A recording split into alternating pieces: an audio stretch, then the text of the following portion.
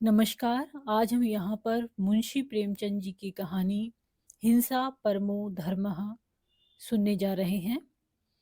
दुनिया में कुछ ऐसे लोग होते हैं जो किसी के नौकर न होते हुए सबके नौकर होते हैं, जिन्हें कुछ अपना काम न होने पर भी सिर उठाने की फुर्सत नहीं होती।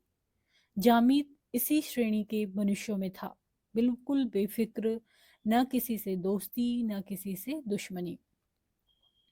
जो जरा हंसकर बोला उसका बेदाम का गुलाम हो गया।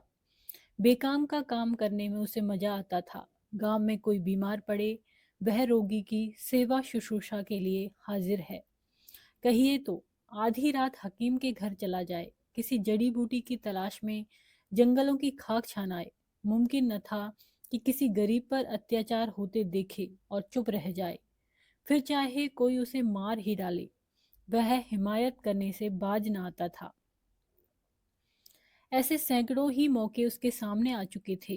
कांस्टेबल से आए दिन ही उसकी छेड़छाड़ होती रहती थी, इसलिए लोग उसे बॉडम समझते थे। और बात भी यही थी, जो आदमी किसी का बोझ भारी देखकर उससे छीनकर अपने सिर ले ले, किसी का छप्पर उठाने या आग बुझाने के लिए कोसों दौड़ा चला जाए, उसे समझदार कौन कहेगा। सारांश यह है कि उसकी जात से दूसरों को चाहे कितना ही फायदा पहुंचे, अपना कोई उपकार न होता था। यहाँ तक कि वह रोटियों तक के लिए भी दूसरों का मोहताज था। दीवाना तो वह था और उसका गम दूसरे खाते थे। आखिर जब लोगों ने बहुत धिक्कारा, क्यों अपना जीवन नष्ट कर रहे हो, तुम दूसरों के लिए मरते हो, कोई तुम्हारा भी पूछने वाला है? अगर एक दिन बीमार पड़ जाओ तो कोई चुल्लू भर पानी न दे। जब तक दूसरों की सेवा करते हो, लोग खैरात समझकर खाने को दे देते हैं। जिस दिन आ पड़ेगी, कोई सीधे मुंह बात भी ना करेगा। तब जामिद की आंखें खुली। बर्तन भाड़ा कुछ था ही नहीं। एक दिन उठा और एक तरफ की राह ली। 2 दिन के बाद शहर में पहुंचा। शहर बहुत बड़ा था। महल आसमान से बातें करने वाले, सड़कें चौड़ी और साफ, बाजार गुलजार, मस्जिदों और मंदिरों की संख्या अगर मकानों से अधिक न थी तो कम भी नहीं। देहात में न तो कोई मस्जिद थी न कोई मंदिर। मुसलमान लोग एक चबूतरे पर नमाज पढ़ लेते थे, हिंदू एक वृक्ष के नीचे पानी चढ़ा दिया करते थे। नगर में धर्म का यह महात्म्य देखकर देखकर जामिद को बड़ा कौतूहल और आनंद हुआ। उसकी दृष्टि में मजहब का जितना सम्मान था, उतना और किसी सांसारिक वस्तु का नहीं। वह सोचने लगा, ये लोग कितने ईमान के पक्के, कितने सत्यवादी हैं। इनमें कितनी दया, कितना विवेक, कितनी सहानुभूति होगी, तभी तो खुदा ने इतना इन्हें माना है। वह हर आने जाने वाले को श्रद्धा की दृष्टि से देखता और उसके सामने विनय से सिर झुकाता था। यहाँ के सभी प्राणी उसे देवता तुल्य मालूम होते थे। घूमते घूमते सांझ हो गई। वह थककर मंदिर के चबूतरे पर जा बैठा। मंदिर बहुत बड़ा था। ऊपर सुनहला कलश चमक रहा था। जगमोहन पर संगमरमर के चौके जड़े हुए थे, मगर आंगन में जगह जगह गोबर और कूड़ा पड़ा था। जामुद को गंदगी से चिढ़ थी। देवालय की यह दशा देखकर उससे न रहा गया। इधर उधर निगाह दौड़ाई कि कहीं झाड़ू मिल जाए तो साफ कर दे, पर झाड़ू कहीं नजर न आई। विवश होकर उसने दामन से चबूतरे को साफ करना शुरू कर दिया। जरा देर में भक्तों का जवाब होने लगा। उन्होंने जामिद को चबूतरा साफ करते देखा तो आपस में बात करने लगे। है तो मुसलमान, मेहतर होगा। नहीं, मेहतर अपने दामन से सफाई नहीं करता, कोई पागल मालूम होता है। उधर का भेदिया ना हो। नहीं, चेहरे से बड़ा गरीब मालूम होता है। हसन निजामी का कोई मुरीद होगा।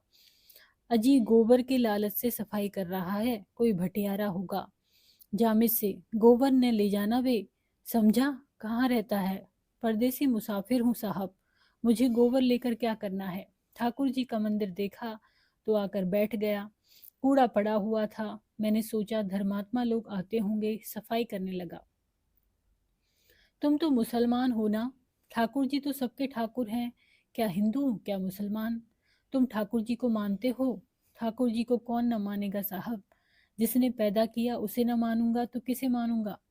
भक्तों में यह सलाह होने लगी। देहाती है, फांस लेना चाहिए, जाने न पाए। जामिद फांस लिया गया, उसका आदर सत्कार होने लगा। एक हवादार मकान रहने को मिला। दोनों वक्त उत्तम पदार्थ खाने को मिलने लगे। दो चार आदमी हरदम उसे घेरे रहते। जामिद को भजन खूब याद थे, गला भी अच्छा था। वह रोज मंदिर में जाकर कीर्तन करता। भक्ति के साथ स्वर लालित्य भी हो तो फिर क्या पूछना। लोगों पर उसके कीर्तन का बड़ा असर पड़ता। कितने ही लोग संगीत के लोभ से ही मंदिर में आने लगे। सबको विश्वास हो गया कि भगवान ने यह शिकार चुनकर भेजा है। एक दिन मंदिर में बहुत से आदमी जमा हुए। आंगन में फर्श बिछाया गया। जामिद का सिर मुड़ा दिया गया, नए कपड़े पहनाए, हवन हुआ। जामिद के हाथों से मिठाई बांटी गई। वह अपने आश्रयदाताओं की उदारता और धर्मनिष्ठा का और भी कायल हो गया। ये लोग कितने सज्जन हैं, मुझ जैसे फटेहाल परदेशी की इतनी खातिर। इसी को सच्चा धर्म कहते हैं। जामिद को जीवन में कभी इतना सम्मान न मिला था। यहाँ वही सैलानी युवक जिसे लोग बॉडम कहते थे, भक्तों का सिरमौर बना हुआ था। सैकड़ों ही आदमी केवल उसके दर्शनों को आते थे। उसकी प्रकांड विद्वता की कितनी ही कथाएं प्रचलित हो गई। पत्रों में यह समाचार निकला कि एक बड़े आलिम मौलवी साहब की शुद्धि हुई है। सीधा साधा जामिद इस सम्मान का रहस्य कुछ न समझता था। ऐसे धर्मपरायण सहृदय प्राणियों के लिए वह क्या कुछ न करता।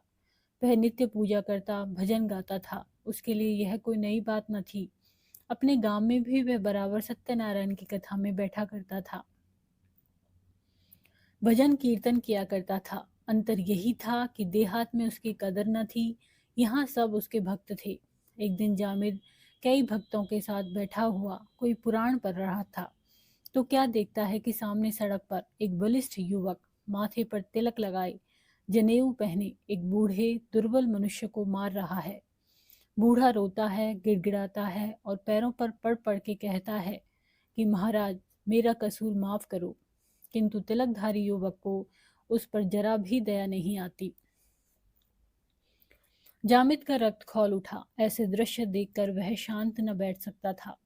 तुरंत कूदकर बाहर निकला और युवक के सामने आकर बोला, बुढ़े को क्यों मारते हो भाई? तुम्हें इस पर जरा भी दया नहीं आती? युवक, मैं मारते मारते इसकी हड्डियां तोड़ दूंगा। जामिद, आखिर इसने क्या कसूर किया है, कुछ मालूम भी तो हो।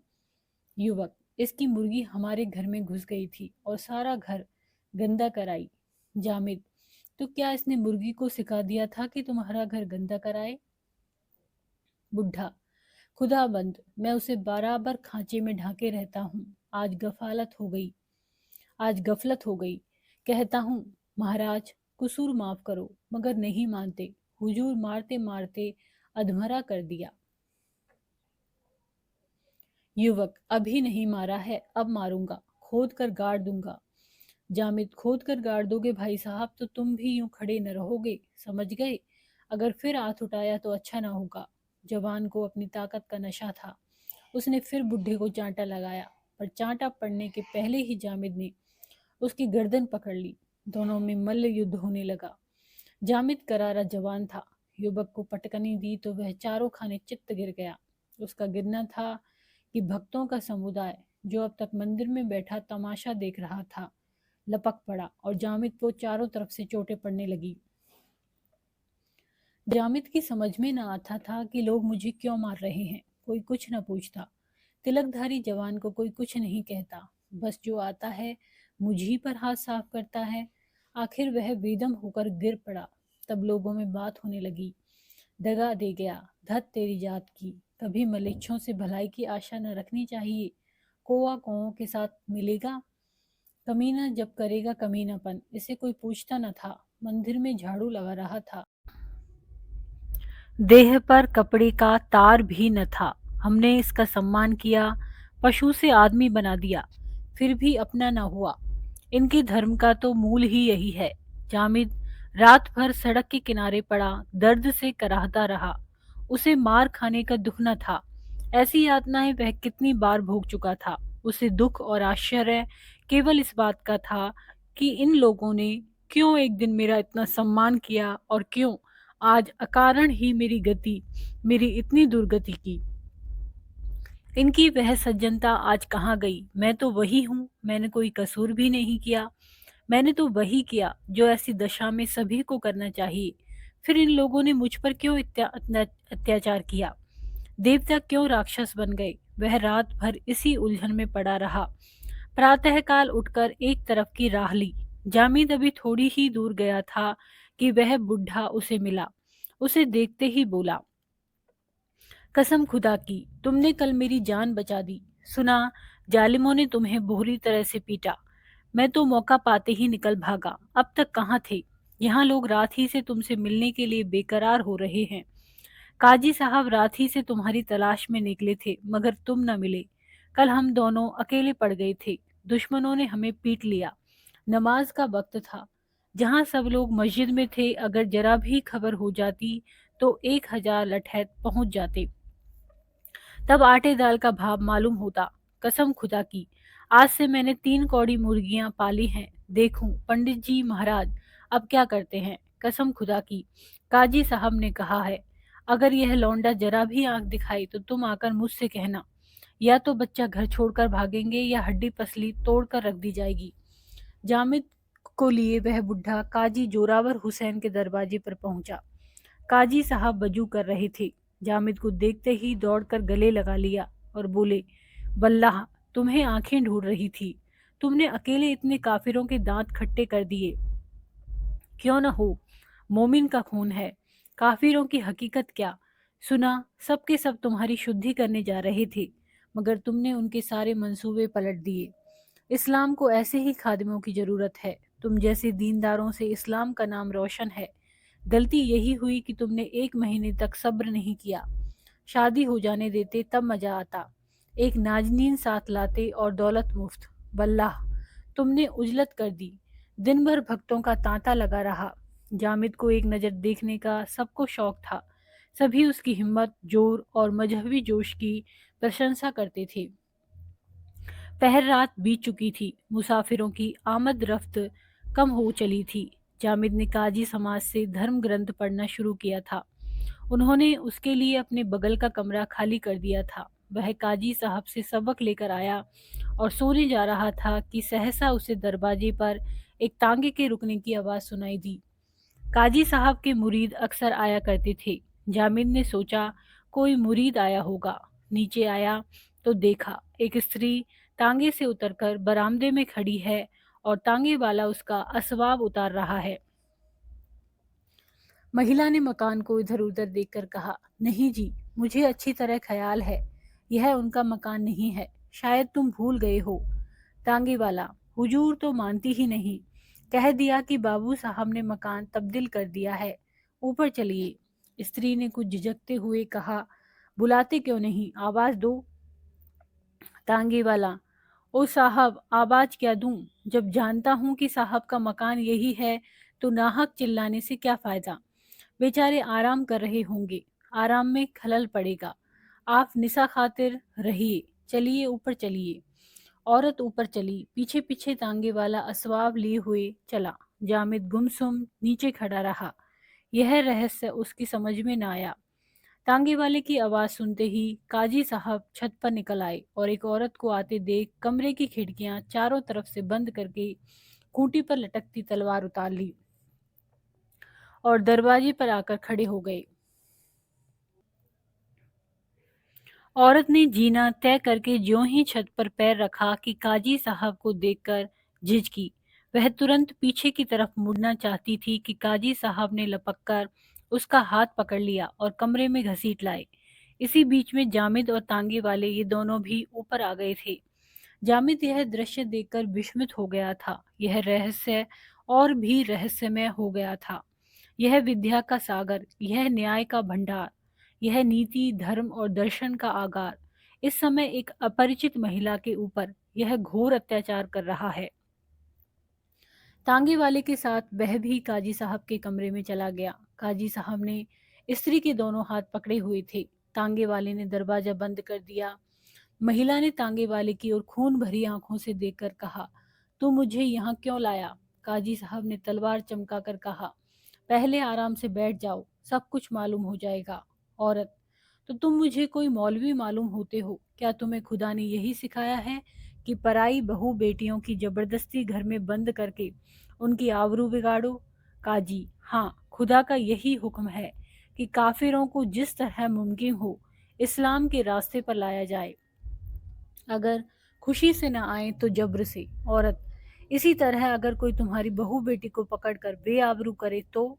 काजी: हो रहा है, जैसा तुम हमारे साथ करोगे वैसा ही हम तुम्हारे साथ करेंगे। फिर हम तो बेआबरू नहीं करते, सिर्फ अपने मजहब में शामिल करते हैं। इस्लाम कबूल करने से आबरू बढ़ती है, घटती नहीं। हिंदू कौम ने तो हमें मिटा देने का बीड़ा उठाया है। वह इस मुल्क से हमारा निशान मिटा देना चाहती है। धोखे से, लालच से, जब्र से मुसलमानों को बेदीन बनाया जा रहा है। तो मुसलमान बैठे मुंह ताकेंगे?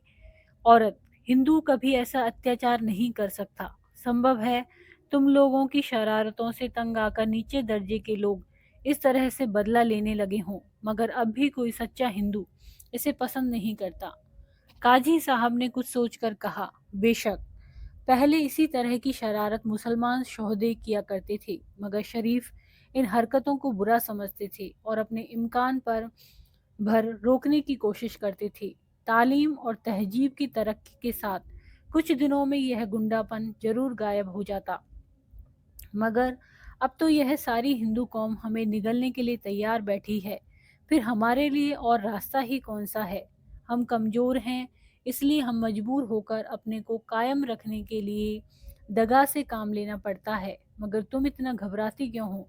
तुम्हें यहाँ किसी बात की तकलीफ न होगी। इस्लाम औरतों के हक का जितना लिहाज करता है उतना और कोई मजहब नहीं करता, और मुसलमान मर्द तो अपनी औरत पर जान देता है। मेरे यह नौजवान दोस्त जामिद तुम्हारे सामने खड़े हैं, इन्हीं के साथ तुम्हारा निकाह करा दिया जाएगा। बस आराम से जिंदगी के दिन बसर करना। औरत: मैं तुम्हें और तुम्हारे धर्म को घृणित समझती हूँ। तुम कुत्ते हो, इसके सिवा तुम्हारे लिए कोई दूसरा नाम नहीं। खैरियत इसी में है कि मुझे जाने दो, नहीं तो मैं अभी शोर मचा दूंगी और तुम्हारा सारा मौलवीपन निकल जाएगा। काजी: अगर तुमने जबान खोली तो तुम्हें जान से हाथ धोना पड़ेगा, बस इतना समझ लो। औरत: आबरू के सामने जान की कोई हकीकत नहीं। तुम मेरी जान ले सकते हो, मगर आबरू नहीं ले सकते। काजी: क्यों नाहक जिद करती हो? औरत ने दरवाजे के पास जाकर कहा, कहती हूँ दरवाजा खोल दो। जामिद अब तक चुपचाप खड़ा था। ज्यों ही स्त्री दरवाजे की तरफ चली और काजी साहब ने उसका हाथ पकड़कर खींचा, जामिद ने तुरंत दरवाजा खोल दिया और काजी साहब से बोला, इन्हें छोड़ दीजिए। काजी: क्या बकता है? जामिद: कुछ नहीं, खैरियत इसी में है कि इन्हें छोड़ दीजिए। लेकिन जब काजी साहब ने उस महिला का हाथ न छोड़ा और तांगे वाले भी उसे पकड़ने के लिए बढ़ा, तो जामिद ने एक धक्का देकर काजी साहब को धकेल दिया और उस स्त्री का हाथ पकड़े हुए कमरे से बाहर निकल गया। तांगे वाला पीछे लपका, मगर जामिद ने उसे इतनी जोर से धक्का दिया कि वह औंधे मुंह जा गिरा। एक क्षण में जामिद और स्त्री दोनों सड़क पर थे। जामिद: आपका घर किस मोहल्ले में है? औरत: अढ़ियागंज में। जामिद: चलिए मैं आपको वहां पहुंचा दूं। औरत: इससे बड़ी और क्या मेहरबानी होगी। मैं आपकी इस नेकी को कभी न भूलूंगी। अपने आज आपने आज मेरी आबरू बचा ली, नहीं तो मैं कहीं की न रहती। मुझे अब मालूम हुआ कि अच्छे और बुरे सब जगह होते हैं। मेरे शौहर का नाम पंडित राजकुमार है। उसी वक्त एक तांगा सड़क पर आता दिखाई दिया। जामिद ने स्त्री को उस पर बिठा दिया और खुद बैठना ही चाहता था कि ऊपर से काजी साहब ने जामिद पर लठ चलाया और डंडा तांगे से टकराया। जामिद तांगे में आ बैठा और तांगा चल दिया। अहियागंज में पंडित राजकुमार का पता लगाने में कठिनाई न पड़ी। जामिद ने ज्यों ही आवाज दी, वह घबराए हुए बाहर निकल आए और स्त्री को देखकर बोले, तुम कहाँ रह गई थी इंदिरा? मैंने तो तुम्हें स्टेशन पर कहीं न देखा। मुझे पहुंचने में देर हो गई थी। तुम तुम्हें इतनी देर कहाँ लगी? इंदिरा ने घर के अंदर कदम रखते ही कहा, बड़ी लंबी कथा है, जरा दम लेने दो, बताती हूँ। बस इतना ही समझ लो कि आज इस मुसलमान ने मेरी मदद न की होती तो आबरू चली गई थी। पंडित जी पूरी कथा सुनने के लिए और भी व्याकुल हो उठे। इंदिरा के साथ वह भी घर में चले गए, पर एक ही मिनट बाद बाहर आकर जामिद से बोले, भाई साहब, शायद आप बनावट समझें, पर मुझे आपके रूप में इस समय इष्ट देव के दर्शन हो रहे हैं। मेरी जबान में इतनी ताकत नहीं कि आपका शुक्रिया अदा कर सकूं। आइए बैठ जाइए। जामिद, जी नहीं, अब मुझे इजाज़त दीजिए। पंडित, मैं आपकी इस नेकी का क्या बदला चुका सकता हूँ? जामिद, इसका बदला यही है कि इस शरारत का बदला किसी गरीब मुसलमान से न लीजिएगा। मेरे आपसे यही दरख्वास्त है। यह कहकर जामिद उठ खड़ा हुआ और उस अंधेरी रात के सन्नाटे में शहर से बाहर निकल गया। उस शहर की विषाक्त वायु में सांस लेते हुए उसका दम घुटता था। वह जल्द से जल्द शहर से भागकर अपने गांव में पहुंचना चाहता था, जहां मजहब का नाम सहानुभूति, प्रेम और सौहार्द था। धर्म और धार्मिक लोगों से उसे घृणा हो गई थी। धन्यवाद। यदि ये कहानी आपको पसंद आती है तो उसको लाइक करें, चैनल को सब्सक्राइब करें, कमेंट करें और शेयर करें। धन्यवाद।